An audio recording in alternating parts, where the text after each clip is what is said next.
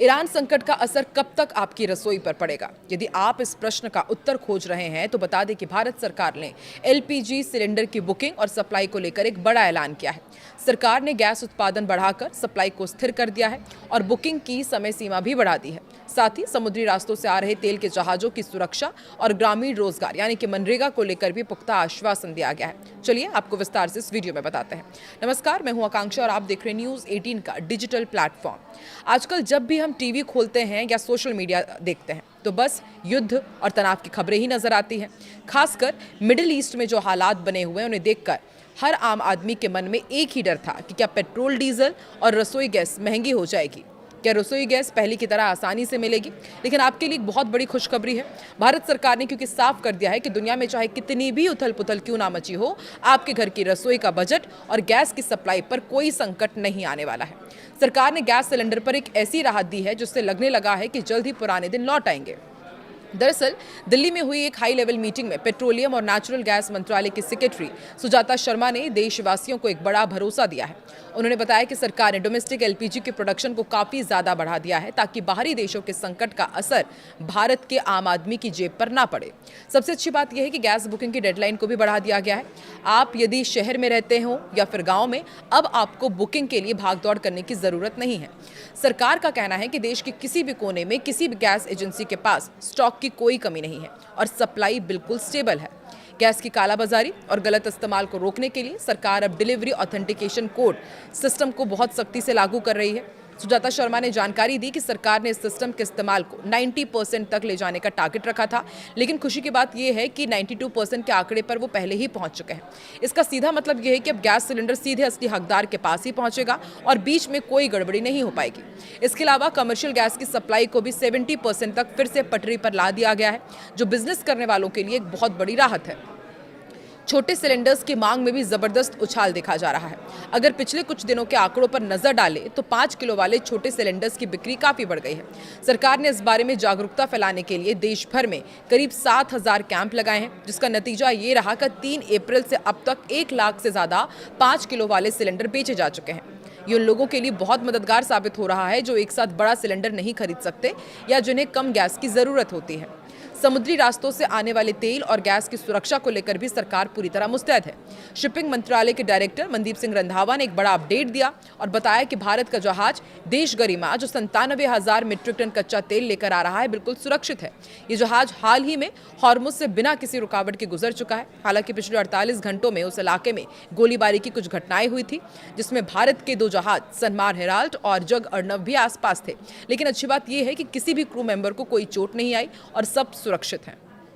विदेश मंत्रालय भी इस पूरी स्थिति पर पैनी नजर बनाए हुए हैं। एडिशनल सेक्रेटरी असीम आर महाजन ने बताया कि खाड़ी देशों में रहने वाले भारतीयों की सुरक्षा सरकार की पहली प्राथमिकता है।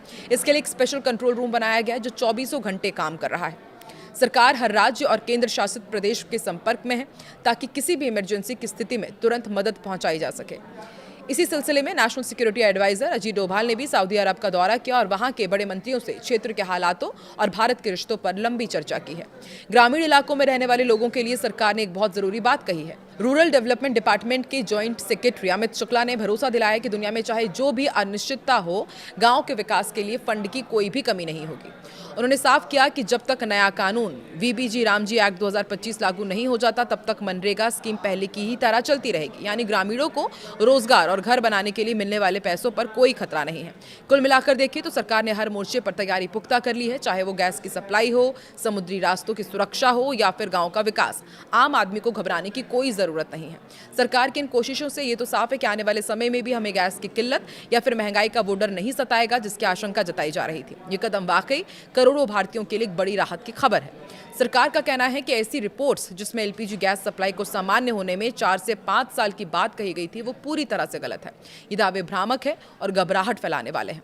सरकार के अनुसार करीब 800,000 मीट्रिक टन एलपीजी का आयात पहले से तय किया जा चुका है, जो कि भारत की ओर आ रहा है। सरकार ने घरेलू स्तर पर प्रोडक्शन बढ़ाने के लिए भी बड़े कदम उठाए हैं।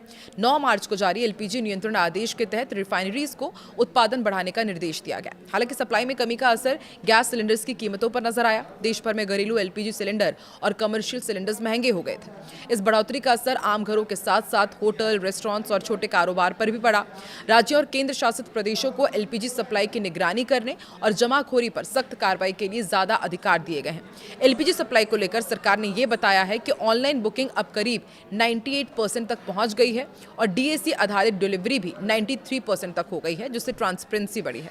साथ ही घरेलू गैस सिलेंडर्स की सप्लाई सामान्य रूप से जारी है। भारतीय अर्थव्यवस्था में गैस की भूमिका लगातार बढ़ रही है। कुछ साल पहले भारत ने पर्यावरण प्रदूषण को कम करने और स्वच्छ ऊर्जा को बढ़ावा देने के लिए देश को गैस आधारित अर्थव्यवस्था बनाने का लक्ष्य तय किया गया था। इसके तहत उद्योगों, बिजली उत्पादन, परिवहन और घरेलू उपयोग में गैस की खपत बढ़ाने के प्रयास किए जा रहे हैं।